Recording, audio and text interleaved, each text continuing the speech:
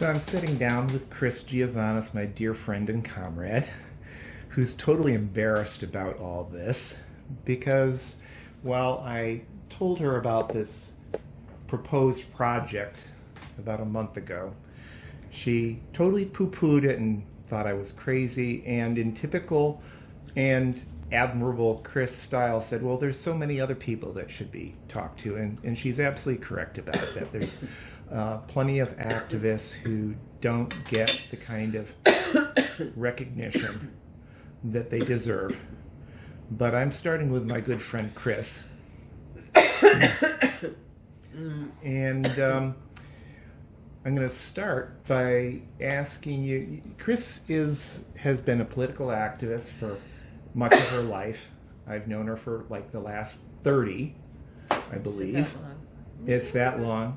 And but I don't know a lot about how you got involved in political advocacy, social justice, and I know that your dad was a big influence. Yeah.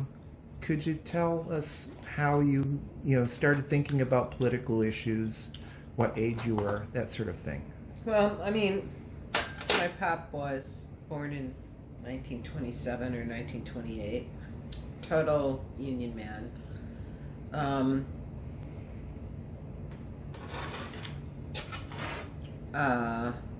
Huge fan of FDR. Right. More than one argument was had over that. In his political work, he was always a militant trade unionist. He was a steel worker, right? Okay, didn't know that. Yeah.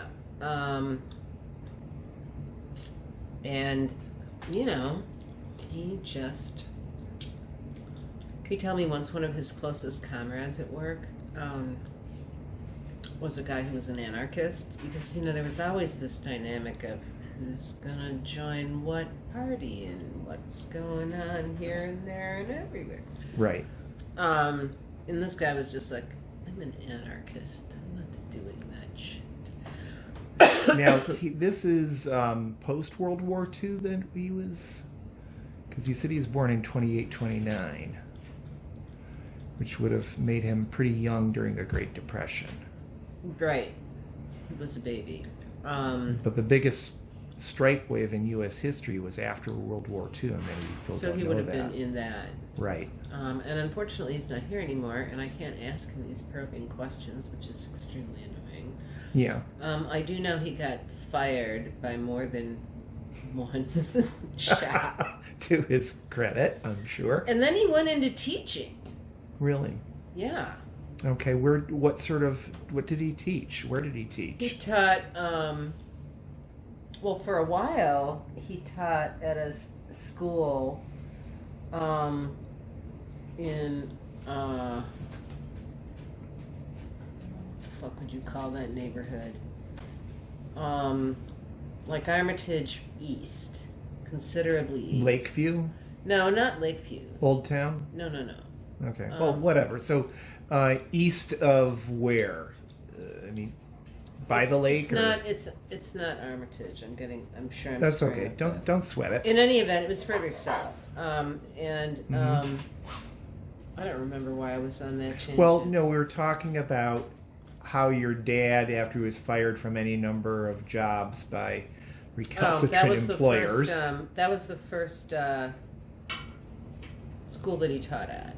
Okay. Full time. It was a public school? It was always a public school. I mean, What did he teach? Whatever a grade school teacher is supposed to teach. Right. He ended up as a college teacher where he taught music and humanities for years. And where was that at? I think he ended up at Truman. Okay, City Colleges of Chicago. Yeah. And It's probably at Mayfair, I think, which had a program for a New York Minute. So what were some of the earliest political conversations, interactions that you had as you were growing up, talking with your dad and others? You know, we didn't have a TV. until later. Something that really irritates me going forward, but whatever. Can't do shit about it. You could be watching Fox now. I could. And by the way, this is being recorded the night of the first Republican debate, and Chris and I are going to drink and watch it. As I told her before, The white wine is chilling in the freezer. Friends Fuck don't like Friends watch Republican debates alone, but that will come later. So you didn't have a television, so you had more time to talk. Well, we did get enough of a television that by the 60s, Mm-hmm. we could actually see Star Trek. The original. Mm-hmm. And this would have been What? like the late 60s. Mm-mm. Mid. No, I want to say the family probably got a TV of our own in like 65. Yeah. So, But we had both grandmothers living like in the neighborhood. One lived Mhm. in a house down the street. The other one lived upstairs. Now, they were one or both of them involved in politics in Greece at all? Or what was the story? Those were the No. Germans, man. Okay. They had, yeah, no. Okay. The German side. No. In fact, my uncle, and this saddens but doesn't surprise me, really ended up kind of a right winger. Yeah. But okay, so we can't blame people's relatives on them. But you had political influences. Actually, I would dispute that. Okay. I think partly because there's a wave of this going on right now, right? Of like, I used to be able to have a decent conversation with my uncle, and now it's insane. And we have to contend with that, right? Mhm. I think mostly we contend with it with love, tolerance, and counter, facts, actual facts. But that's not why they're all in a groove on Trump, man. It's an emotional thing. Yes. So yes. the question is, well, what do we have that lays with that? That is can offer a real counterweight to that, because Right. they're just not. They really are in an alternative universe, Yes. and for so many of them, it's it's like an opportunity to. What do I want to say? I mean, it's another form of white racism, frankly. I don't know any other way to describe it. I mean, it's a bunch of guys shrieking that's basically about keeping black people and brown people fucked sideways. Yes. Fuck you. Yeah. Not okay. Yeah. So how do you talk to those people? How do you deal with those people? Because their numbers are growing. It's not like they're all out the cockers, There's like some youth in there too. Yeah, that's true. That's absolutely true. Especially males. Mm-hmm. That's where the polls are going. But we digress. You had influences that you had your dad, who was a staunch union advocate. This is, of course, you were talking mid-1960s, civil rights movement in the South. Yeah, but my parents weren't involved in any of that. I Right. mean, I was like, 5, 6? No way, man. My mother was busy Right. pumping out children. And you were born in 59. Mm-hmm. And so... My brother was born a year later. Mm-hmm. Janie was born about 2.5 years after me. So my mother had 3 small kids really, really quickly. Right. Don't know what she was thinking. And you grew up in the Chicago area, right? Yeah. Whereabouts? I was born in, I think South Chicago Community Hospital at the time. I don't think it's there anymore, or has been for a good long while. It's kind of quasi-replaced. In the neighborhood you grew up in? The first neighborhood that I really remember is Roseland. Okay. But that's not the first neighborhood that we lived Right. in. No, We started out, I think, way south and sort of gradually started moving north. right. Your dad is a former steel worker. That makes sense. So you Do you want you were some of only this? not. I'll get onto it soon enough. So 68 convention hits. You're only 9 years old. Yeah, I don't even remember, what the deal was with that. Right. By then we did have a black and white TV, so that was something's going on there. So you had a wee bit of consciousness about that. What age at which you would say you took your first political act or social justice act? It would have been some sort of school thing. High school? No, probably grade school. Grade school? Do you recall? I mean, if there's fucked up shit, you Yeah. can call it out. What was it? I mean, this stuff sometimes starts on the most small issues and grows Yeah, into but here's bigger the thing. ones. In our family, frankly, in our class, really strong union ethos. And that and their families is about all they have time for. Right. And my father was not going to join the CP. Man, did he have beefs with them. Okay, fine. That was kind of their life, right? Union. It's that was it. And if you're strong in that, it builds up a whole parallel set of values that are really about what a strong union movement is, and that was the sort of spirit, that I was brought up in. Now, of course, I also lived with two parents who were at each other's throats increasingly as time went on. And that was a whole other thing, it's like... Yeah. So in grade school, you said there were some issues. Do you recall what they were? I have no idea. It would have been me bitching about something, and probably also trying to organize some other people. No, that's always dangerous. It's the only way to do it, baby. Control is the first rule of so many secondary educations, as far as adults are concerned. But so this was a public school, right? Mm-hmm. Okay. Do you which schools did you attend? I know I went to school in Roseland. I think that school is gone. Mm-hmm. I know I went to school in Austin. Pretty sure that's gone as well. Mm-hmm.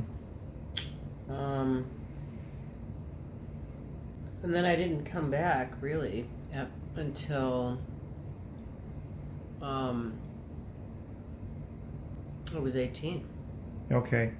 Come back to Chicago? Yeah. Okay, where did you go? My parents bought a house in Berwyn. Okay. So You get out of high school, what happens then?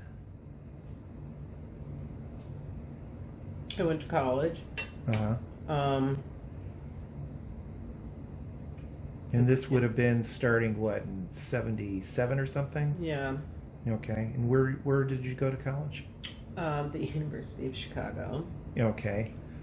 And Because my father's scheme for me was that, I'd be the lawyer who could sue the crap out of all these bad bosses, right? I mean, that was really his goal for me. right. And what was your goal? Well, I didn't have a goal. I had Right. no goal whatsoever. So I mean, money my gets late done, teens and early 20s were all about the opposite of discipline. I mean, they really were, I was a, particularly dummy kid, thrilled to be, out. Yeah. Didn't have any money, but that's what loans are for, so, yeah. So that was, and that I did for a few years. Okay, maybe more than a few years. So you left U of C at some point. Were you involved in any political, social justice stuff at U of C, or that come later? No, in fact, I knew one of the guys who was active in the anti-apartheid movement. And my girlfriends at the time were just so completely contemptuous. I mean, we were the party girls. Okay. Like, let me just be clear here. We were the party girls. We just were. Okay. I spent as many nights as I could, at the Smart Bar and, wherever. Exit, when there was a real exit. And so you had your party days. So many of us do. But that's not what you did forever and ever after. No, I mean, it was really...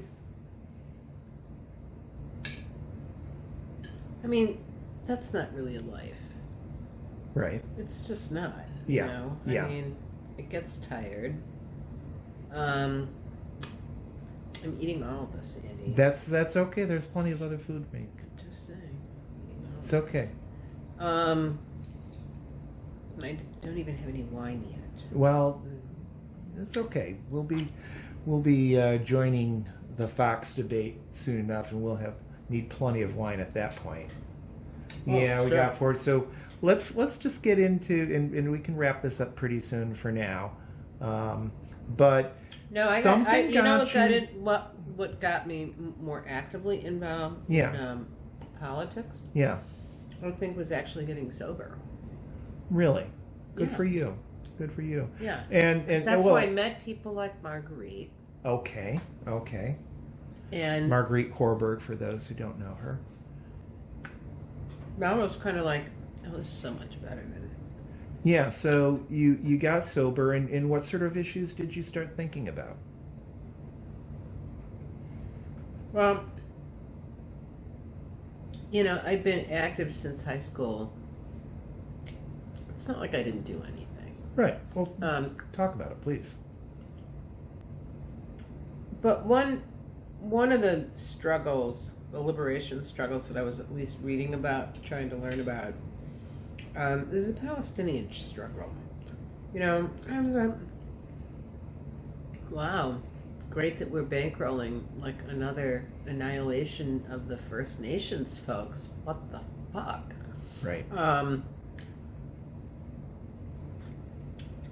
And also, at the time, a couple of left-wing formations were really, really strong. Mm-hmm. So that's sort of my sideways way that I got into. What was those left-wing formations? Were you in formal members or just around them?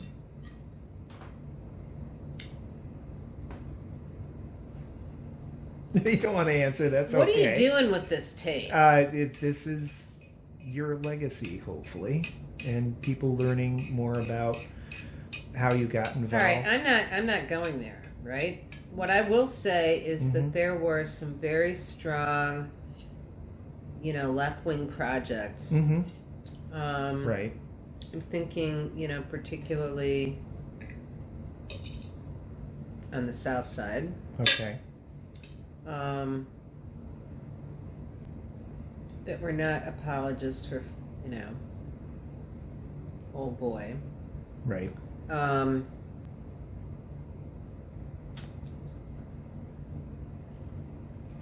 let me just say this, that you and I have talked from time to time over the years about as we get older we need to pass it along. And so what I'm trying to get at is, things that are helpful for maybe younger activists as they come up. And so, obviously I do want to, protect people's privacy and that sort of thing. I'd like to protect people from federal, right, exactly, shit. Exactly. So that's totally fair, and I totally respect that. I'm happy to tell you off camera. It's okay. We'll save that for later when we need a break from the Republican debate. But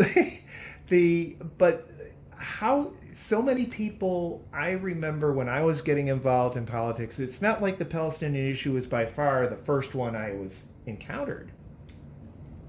I don't know People why. had conversations with you. You read something.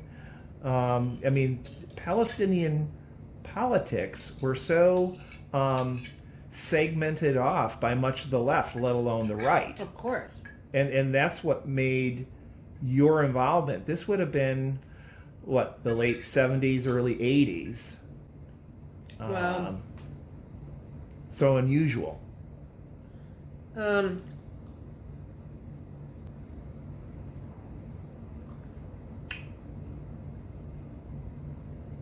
I think actually what was kind of unusual was the fact that the issue got any play at all. Right, exactly. I mean, seriously. Yeah. I'm not kidding you. And I will say that I think that some of the activists involved in those campaigns, because I'm a kid, I'm 13, I'm 14. I did get jammed in high school once. Jammed. In the suburbs. Jammed meaning disciplined by Well, at least shot arrested at. or whatever. Yeah. Um, By adults. no, it was a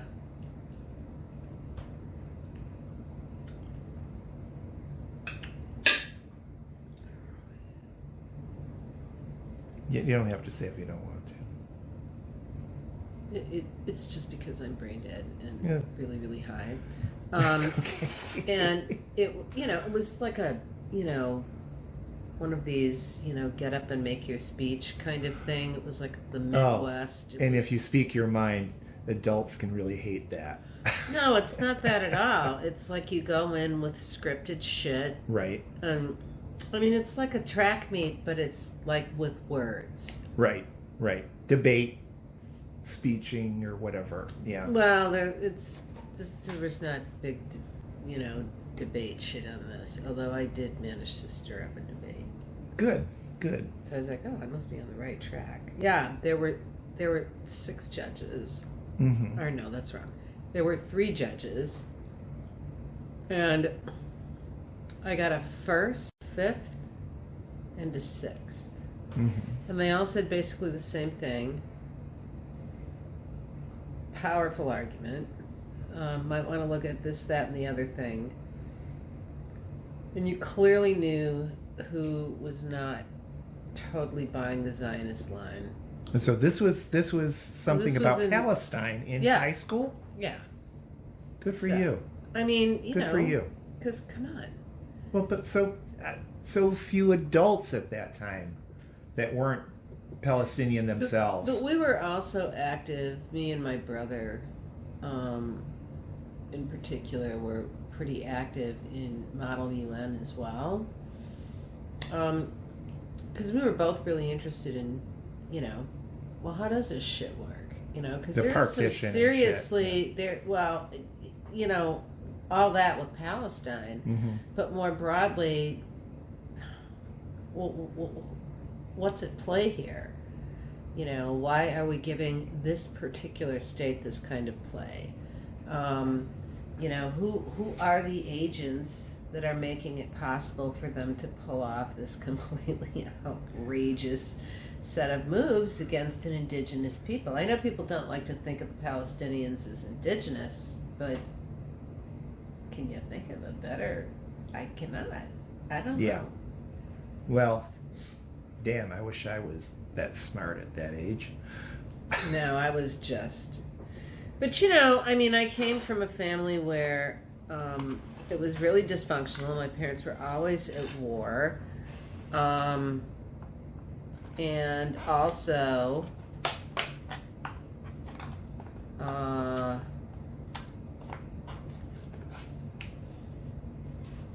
there were principles. Mm-hmm. Like, you couldn't be a shithead. You Right. didn't really want to be a cheater. Although, when it comes to the boss, it's like, Yeah. But this would extend to issues of racism and yes. U.S. nationalism? Yes, although I would say pretty much close to like zero comprehension of what those two issues meant in that household. It's just not what they were thinking of. Right. I mean, it's just not.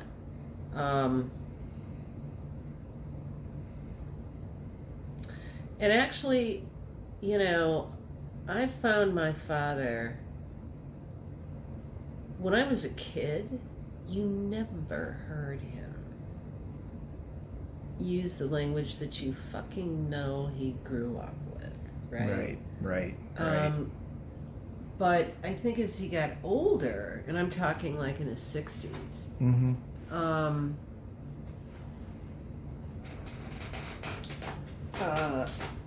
I found him willing to take up those fucking racist memes, which was like, I cannot tell you the number of arguments we had about Right. that. It's like, are you crazy? Yeah. The fuck is... Well, the Union consciousness and the need for solidarity undoubtedly helped his development. Yeah, you know, it's like Samuel Gompers, not the kind of approach you want to take, Pop. Just not. No. Yeah. Tell me. Well, folks, we're going to cut it off for now here because Chris and I have got a very, very important date with the Republican National Committee. And you have to eat. I have to eat. We have not pledged to support the ultimate Republican nominee, but we are going to boost Fox News's ratings this evening as we drink plenty of wine and watch the Republican. Wine. Wine. Get the wine now. Okay, this is where we censor what happens henceforth. We'll pick this up another time. Thanks. Episode 2. This is my professional announcer's voice. No, we are bothering Chris again at our kitchen table.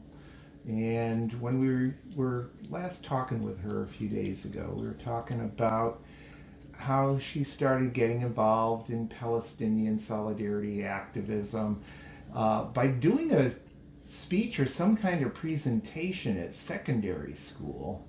Which because they were fucking over the Palestinians, and that just seemed wrong. I had been really active in, shit like Model UN, where I believe one year we represented the People's Republic of China. We were not shy about that kind of... But I also participated in the regional and the state... I don't know what they call them now, but they were basically forensic. I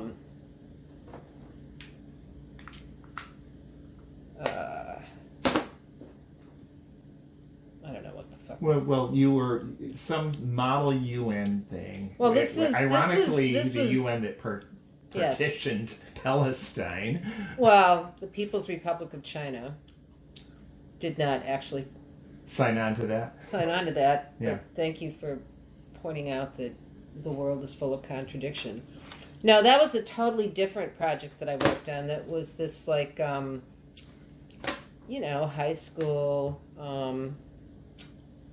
I'm really stoned, and I'm gonna get more stoned. That's just fine. Right now. We're gonna. Someone's gonna call the police and shit, they legalized it, didn't they? Damn it. They did. They did. Just for you, Chris.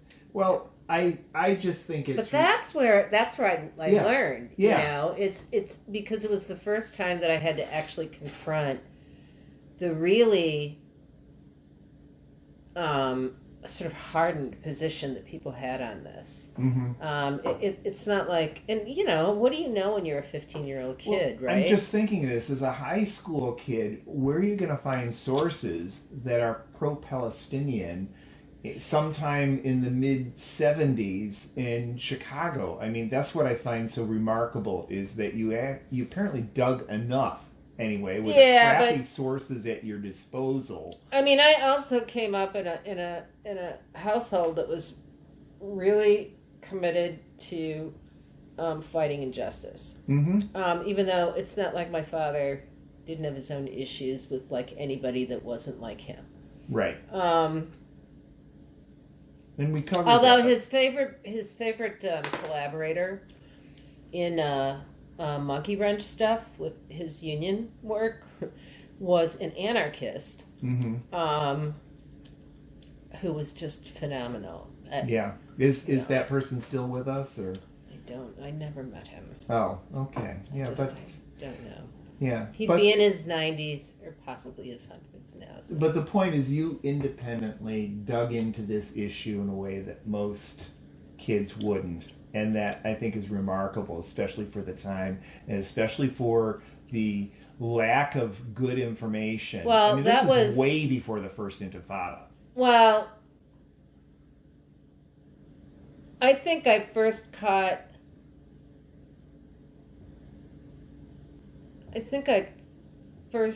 an eyeful, not so much with 68, because I think I was too young. Right. But with 73, where it was like the Arabs versus the Israelis. And I was like, that doesn't really make any sense to me, right? Yeah. I mean, Yeah. it made no sense. I'm just 1 year behind you, and I can remember that all the propaganda, and I was just eating it up. Poor little Israel, blah, blah, blah, blah, blah. Well, I'll tell you a funny story. When I was in like 4th grade or something like that, we had to do one of these school projects that involved, gussying it up with like tape and drawings and shit like that. Mm-hmm. And I did one on Israel, the great patriotic struggle of Israel. And when you make an assertion like that, my mother thought it was beautiful. She actually did most of the work on it because the tape had to be ironed on. Yeah, it was. Didn't challenge, my support of Israel at all. Mm-hmm. But, if you're a kid, you got to look at the contradictions, right? I mean, it's one way you suss stuff out and see what's worth actually backing or running away from. Yeah. So, you could say that in my childhood I did a 180-degree flip. Right. In a way, right? And it's because I just, I don't understand contradiction. I mean, I do, but fuck it. And I don't condone hypocrisy. Mm-hmm. And, as I got out of grade school and into high school, I was just like, this shit with Palestine this is bullshit. Yeah. Yeah. It's like, didn't we already do this once to like or repeatedly actually, and genocidally, Native Americans. to First Nations people here? Mm-hmm. Aren't we kind of still doing it? Can we not export this? So that was my But you were figuring it out as a 15-year-old who's non-Palestinian and doing it without having any conversations with Palestinians to set you straight. That's what I find remarkable. And this was before the people in this country. I mean, the great thing about the Intifada and the Second Intifada and the other movements is that they educated people in this country. And you were figuring it out well before that. Now, we did mention that, then you went into your party days, and who doesn't in their late teens, 20s, etc. But, and you mentioned in the previous episode that, getting sober allowed you to really start taking things more seriously and getting involved in I mean, political yeah, stuff. because all of a sudden, I wasn't, worshipping the porcelain goddess. Right. But this is a time. I was also getting to the point where I was going to kill myself. Yeah, well, that's And happens. you gotta remember too. Like I could sort of attribute a lot of my, kind of circuitous path up the gravy train to full-blown adulthood on the liquor. But you also have to remember that we were just coming off of fucking Jimmy Carter and walking into 8 years of Ronald Reagan. Right. And that was bad. Yeah. That was really bad. But it's also a time because defeat was following defeat, and many of it was presaged by Carter. Oh yeah, absolutely. That a lot of people were, rather than getting involved in politics, were running and screaming in the opposite direction, going into their private lives and hoping that the storm would blow over or something. Or going to Studio 54 and Right. building a name for yourself as a player and an instigator. We left out the part about being a grifter and a scumbag, but whatever. Whatever. And here it was, a lot of it was, the punk movement. Mm-hmm. I mean, where's a girl gonna go in the middle of like fucking Ronald Reagan, but to the punk bars? There you go. That's where you go. So. Well, you were so much farther ahead of things than me in so many different ways. Now, so you're getting involved in activism, but I mean, I was a worker, man. I was a worker. I paid my own rent. Where were you working? Well, among other things, I was working at Jimmy's. Okay. Which, legendary bar in Hyde Park. I mean, sure, why not? I was one of the first women to work at Jimmy's, though. Uh-huh. Because fucking Jimmy's.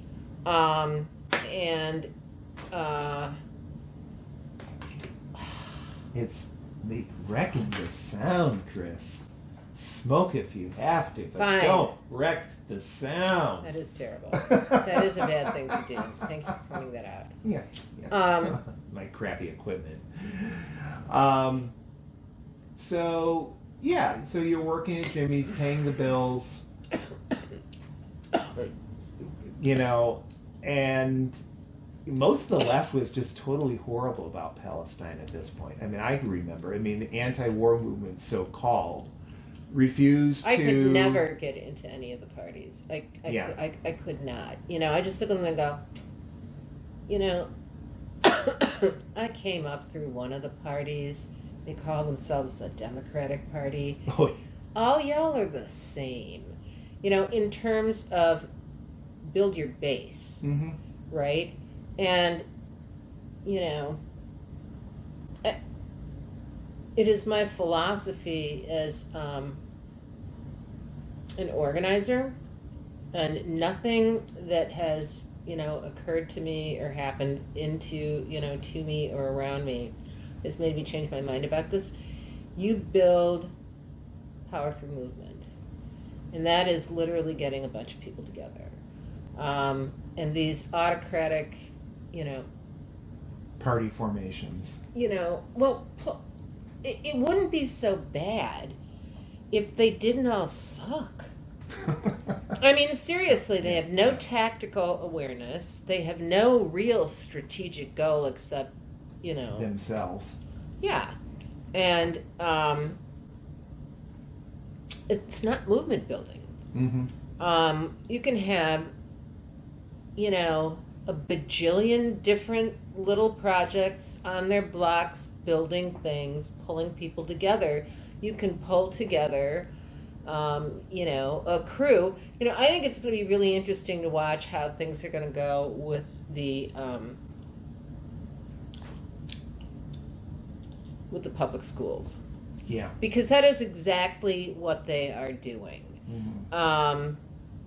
Well, maybe not completely exactly, but it's it's the same sort of premise, right? Where the people that are up there are actually representing something, and that representative something, those folks have been educated. They've had dialogue. You're talking about the school council? Well, it's not even the local school councils. It's the general organizing in the neighborhoods, because these are elections. Mm-hmm. I'm sure turnout will be crap, but there will be turnout. Yeah. And, I know there's some turnout in South Shore. And it ain't all like, progressive. It's not, so that's, but that's local stuff. I mean, you can. But it's from the grassroots. I mean, it's Right. not dictated from above. I mean, one of the things that just kills me about so much bad organizing is that you can have very smart people at the top, but if they ignore the voices from below, they'll do dumb things over and over again until it blows up in their face. I mean, that's the whole story, I think, of the whole Me Too that happened within so many left groups over the past half decade. How do you mean? Oh, they're top-down organizations, and so when people are saying, "Hey, this shit's fucked up," But I thought that explodes. part of the problem with Me Too was that there was at least one group that gained some quick prominence as like, we are the outfit, who were not. Not that I know of. It seemed every group, because they were top-down, were willing to protect some male abuser because they're in leadership. Over and over and over again. But we digress. I think this is a really important point, and we might need to struggle over it a little bit. Okay. Although, I am really, really stoned. Yeah. Well, I mean, as I was saying to you the other night, I think the power dynamics. If you don't have a truly democratic society or a truly democratic organization, the power imbalance over and over again is going to reproduce this shit. Right, that's absolutely correct. And that's the problem with, such a basic, it's almost a cliche. Some of these groups don't have even a fig leaf of democracy. There's no self-corrective. Yeah. And then I think there are groups that just like fall into that kind of dynamic. Because we don't have a polite way to invite people to back off. Right. We're really, really bad in this country at doing debates, having disagreements that don't turn into explosions. I went to a meeting after Seattle here because everybody had their thing up. Right. And there was a guy there from the SWP, which was already sclerotic, but he wanted to make a statement about why he went to Seattle to explain to these folks who were rallying that this was all wrong. And they were, it was just like, Embarrassing. Well, God, how does that line go? How do you make a firing squad in the States? Form a circle. Form a circle. That was Che Guevara's, yeah. Well, this has all been something of a sidestep and so forth, or chronology, and that's just fine. But what I really like about what you're saying, Chris, is I didn't want to just do a chronology. I think what's most important is figuring out how issues are sussed out, how we can learn things from the movements, and not this happened, then that happened, then that happened. Right, and I think it's really, because I'm sort of thinking about my own end, which is sooner than I would have preferred, whatever. But, I think about endings all the time, right? And, I could be in a state of constant sorrow over the fact that every fucking movement that I've been involved in that's been, some that had some reach, at least locally, CCAWR. I know in the Palestinian space, a lot of it is just like, who do you talk to? Who can't stand who? At a time when, like, there's real opportunity. Yeah. And dangers. Yeah, and real dangers. And you know what? That's okay, because as long as people are encouraged, as long as people have backup, you know, people who are new to organizing or new to activism or new to, I might go to this march, you know, give people space and let them come in, and it's new, and they'll learn too, and they'll fuck up and they'll make mistakes, but that's what we need to keep going. And that's not an organization, that's like It's a movement. it's a movement. It's really a movement. Mm-hmm. You know, I mean, I think it's great to have your heroes, and that's all good. That's great. But your heroes are not going to free you as the movement. No. Is. That's Your that's heroes will be forgotten pretty fucking fast, honey. Mm-hmm. Or killed or bought off. Well, yeah. Although I must admit, as I age, I have a slightly different take on the whole bought off thing. Like, there are like openly bought off people in this city, like, Yeah. you know, what's his name? Solis? Is that his name? Oh God, Danny. Uh, I didn't even realize that he had any kind of movement background until I did a little bit of reading, and that's so sad. well, you know, sad. he used to be close to Slim and Emma, who themselves are a shadow of their former reach, tragically. Slim is He's very sick. ill. Very ill, yeah. But those guys, that's okay, because even with their failings, they still had an impact on a whole series of women who are still active in the community, who have kids, who, some of whom are grown and then some. Right. Yeah. You know, it's the movement. There is a passing of the torch. It's not even, I just think you don't want to pass the torch. Like, I don't want some kid, you know, who's maybe 16, Mm-hmm. you know, not to get the stage. You know what I mean? Mm-hmm.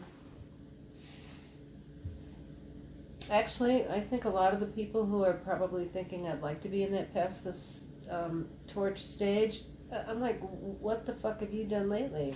Mm-hmm. Mm-hmm. Do you really need to be Passing it just yet? just like, get Yeah. out of the way? Yeah. You know? But that's okay too, because that's how shit goes and movement goes.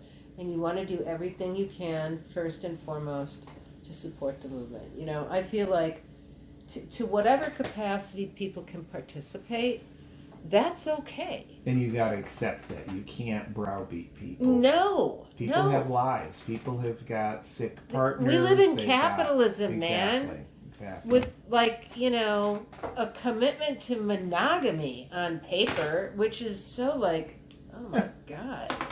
Yeah, it's pretty terrible. Let me get back to a little bit to the chronology, because you independently came to this solidarity with Palestinians and solidarity with many other things besides, I presume, too. At what point? When did you meet Dick? This is Dick Riley, who was the Midwest coordinator for the Palestinian Solidarity Network. I met him on Columbus Day, 1992. 1992. Oh my goodness, that was a lot later than I thought. Yeah. Yeah. And I Yes, understand you two couldn't stand each other at first.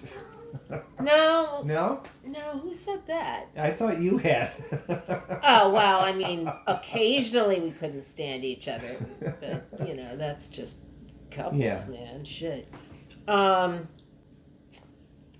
No, I actually had one fling after we met that I never told him about. I was like, I'm not telling him this shit. It's just pointless. It's just pointless. I don't really feel too guilty about it. Mm-hmm. And yeah, no. Well, you I were, was in Europe with my father right, and my sister Vivi, right. and I had to get away. Just- But also the bus driver was really cute Well, bus drivers can definitely be, and quite charming. Yes. Yeah, it was bad. It was truly bad. I Yeah. felt so bad for that guy. Well, Because remember, the other thing that knocked me out and made me dial back some of my party girl shit was I collected herpes. And I collected herpes before AIDS came on the scene. Right. So there was a period of like 18 months, 2 years where I was like, I mean, I wasn't going to fuck a guy without telling him. right. And men would sometimes very politely ask them if they could get me a cab.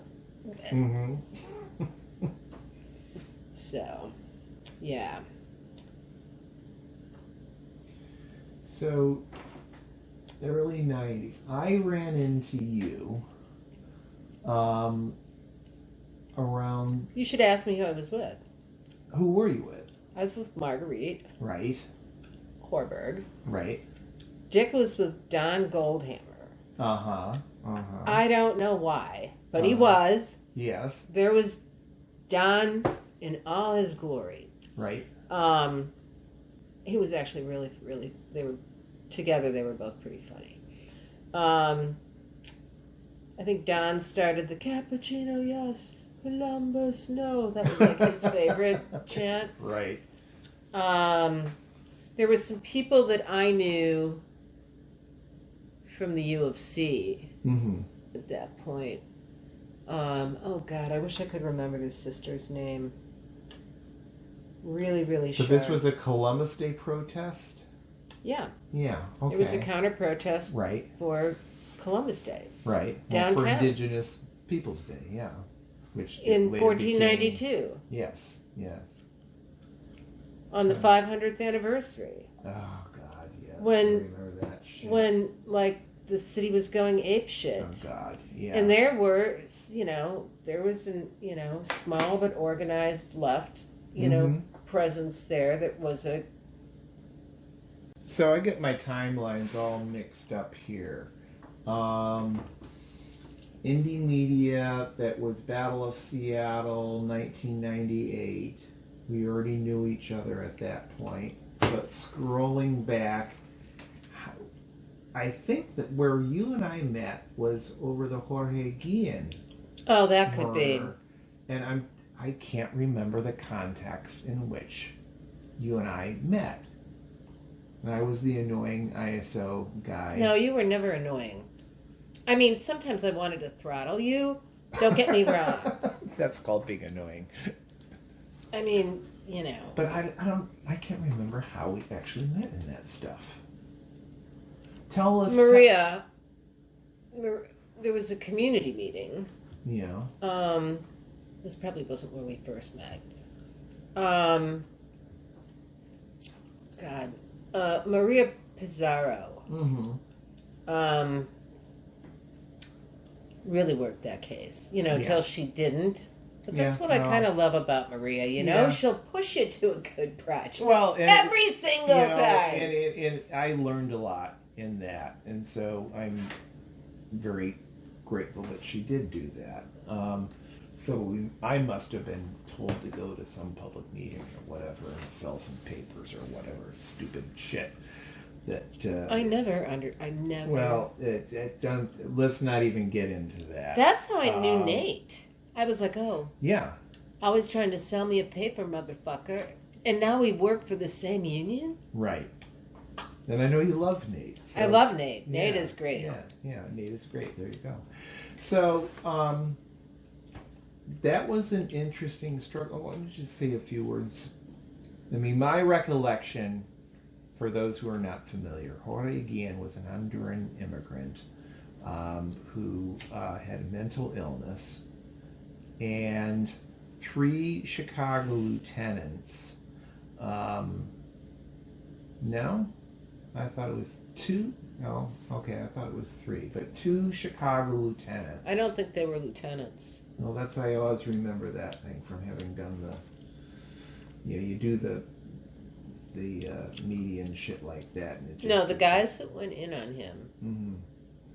were 2, I want to say, rank and file cops. Okay. The point of the matter is that they killed him through something that's called active asphyxiation. And I can't remember how long one needs to have their... you basically have to press down on someone's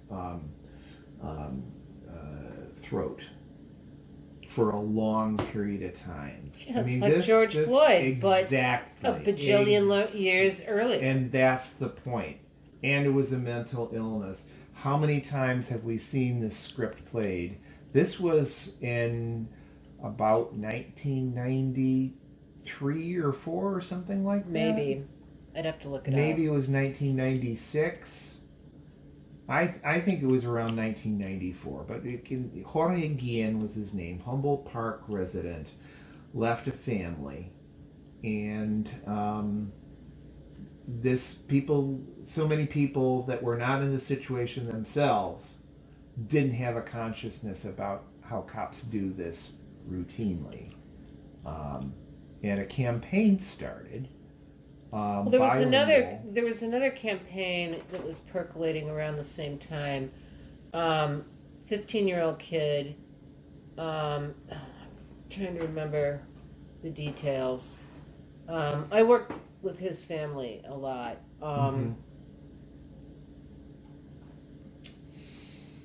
Yeah, and little 15-year-old, and whatever, too bad. And this cop just kind of stalked him, and then clocked him or something at some point. Yeah.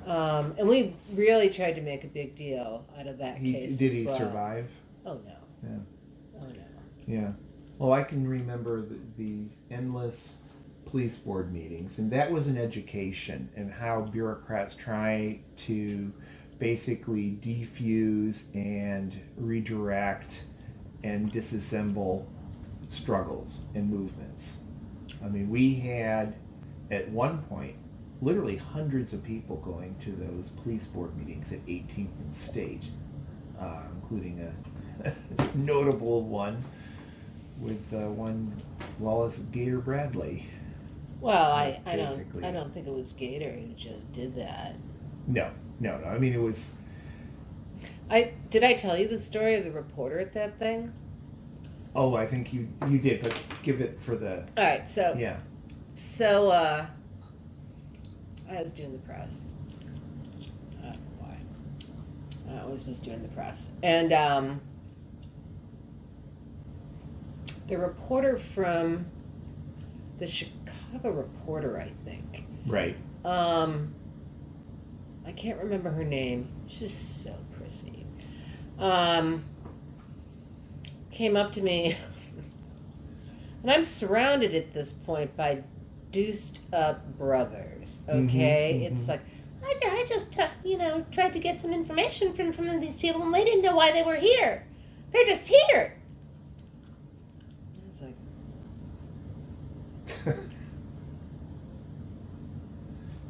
your point? They might know a little something more about police misconduct than you might. Yeah, she was really outraged. Fortunately, yeah. she didn't have her smartphone running or anything because it was pre-smartphone. Pre-smartphone. It was pretty great. Yeah.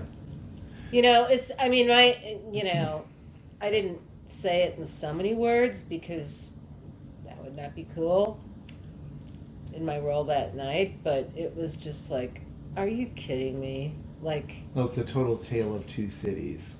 One not having any clue. That is the GDs. Yeah. Right.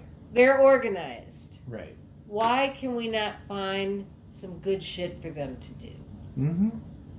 So simple. That was some good shit that night. Yeah. So. Were you at the police board meeting that Aaron? Aaron Patterson? Yeah, that Aaron Patterson came into. You were at that. Yeah.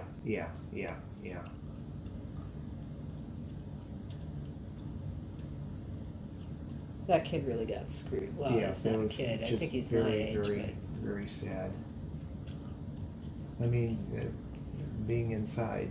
Well, that exactly. I really think part of it with him is, you know, you can't be in that long and then get out. And be okay. Well, and also, the police wanted him. Oh, yeah, it was a total setup. Total setup.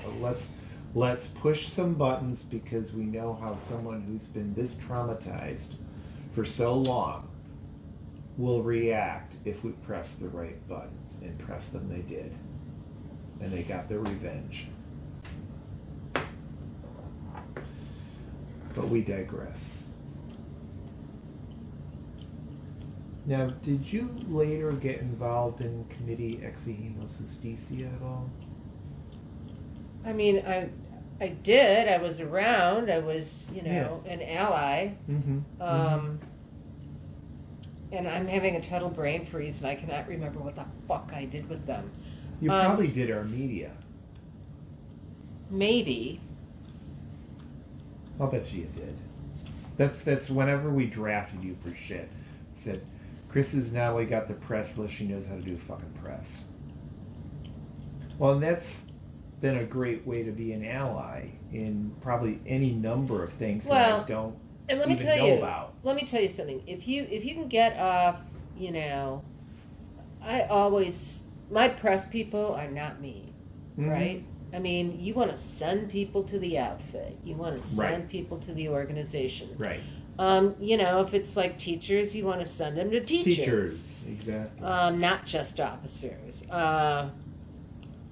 Well, and I think that gets to a core part of the organizing ethos and strategy that has made me love you on a political level.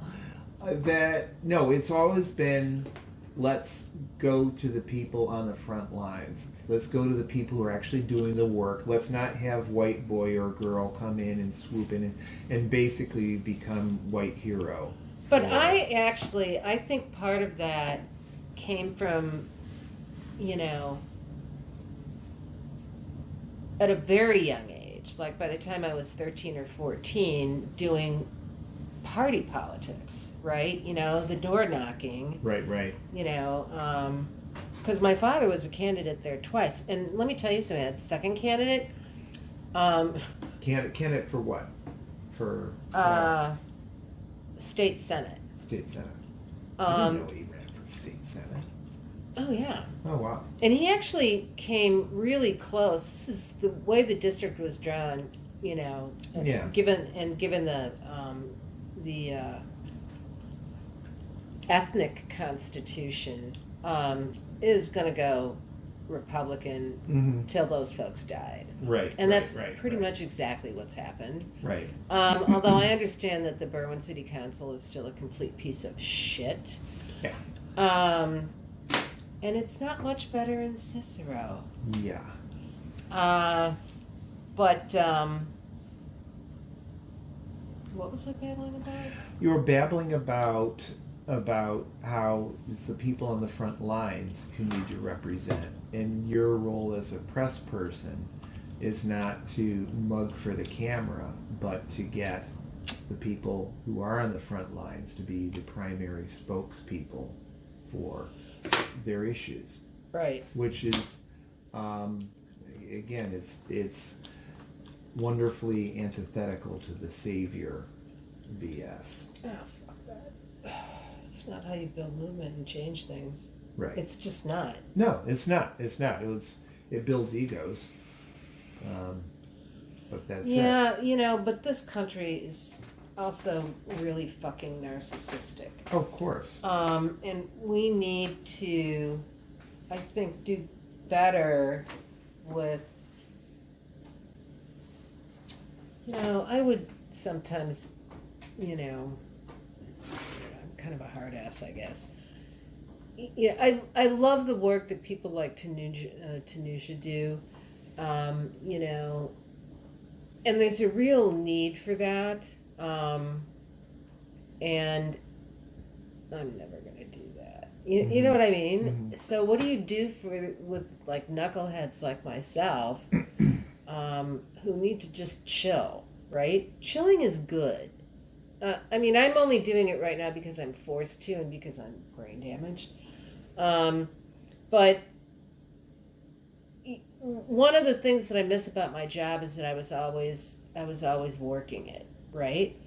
And that can be a horrible thing, or it can be just fine, right? But if I'm trying to hustle and angle, and for a person like me, the trick is, well, just always make sure you're not working for jerks, right? Mm-hmm. You're not gonna just randomly pick up a campaign, you know? Yeah. It's not happening. Mm-hmm. But, and I'm not saying that all of that work is, it's movement building. It's all about movement building. I'm sort of shocked at the number of people who've said, you know, you've done so much. It's just so good to know you. I mean, I actually, yeah, probably I've been a little bit obsessed. And I'll tell you, especially with the CTU, it's tough because there are parameters there, right? Mm-hmm. Yeah. You know? I will say that I do think the president is doing an okay job. I heard her on, must have been Chicago Tonight last week. Yeah, that's the one, the episode we talked about the other night. She did a great job, in my opinion. Oh yeah, she did. She was better than Brandon. Yeah. Somebody needs to talk to him. Yeah. Really, somebody needs to, like possibly a cadre of people. It's like, dude.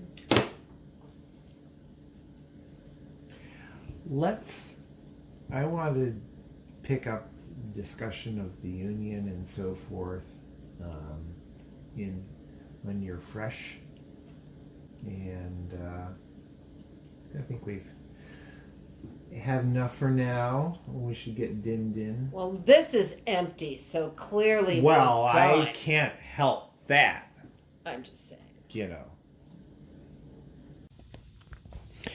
This, unfortunately, was the last opportunity Chris and I had to have an extended political conversation. The next month, Marguerite Horberg, to her eternal credit, organized a meeting, a gathering of friends and comrades in the community room of the building where she lives. At the end of the tributes that people gave, Chris gave some very remarkable words herself, which follow here. Chris, this is from Unionist and from the Palestinian and Arab community. This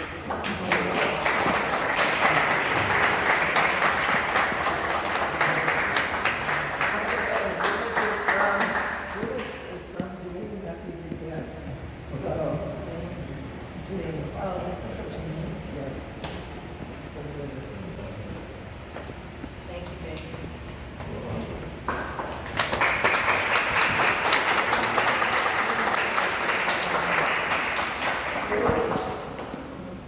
Okay, so I'm here to liberate you guys from like having to make any more speeches.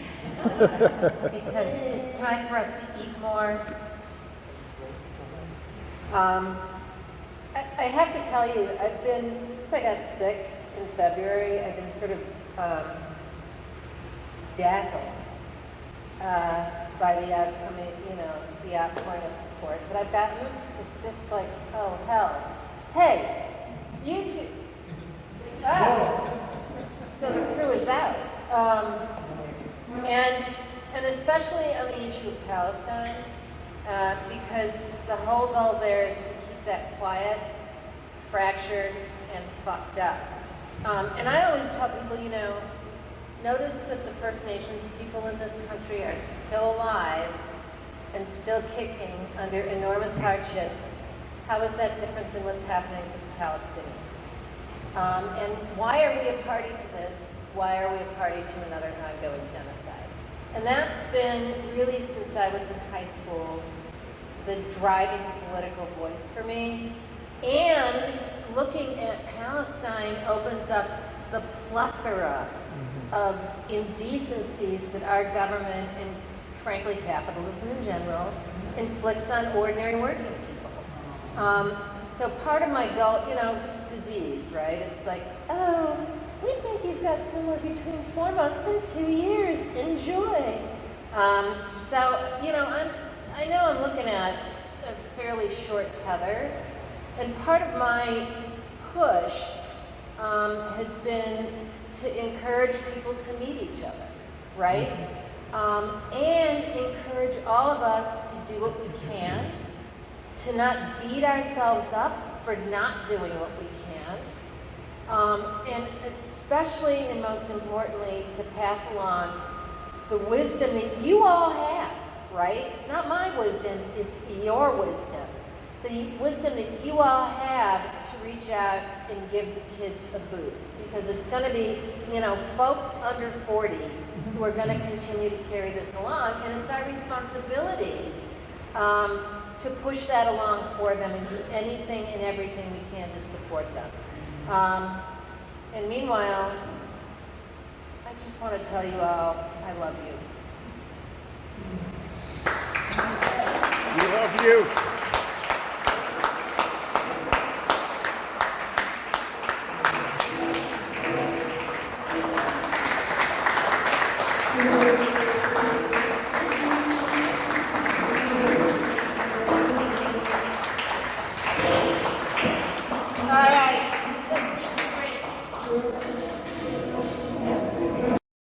The next month, Chris went on a bucket list tour of Italy, specifically to see her favorite artwork at the Uffizi Museum in Florence, Italy. The trip was admirably organized by our dear friend Jolene Kirschnerman.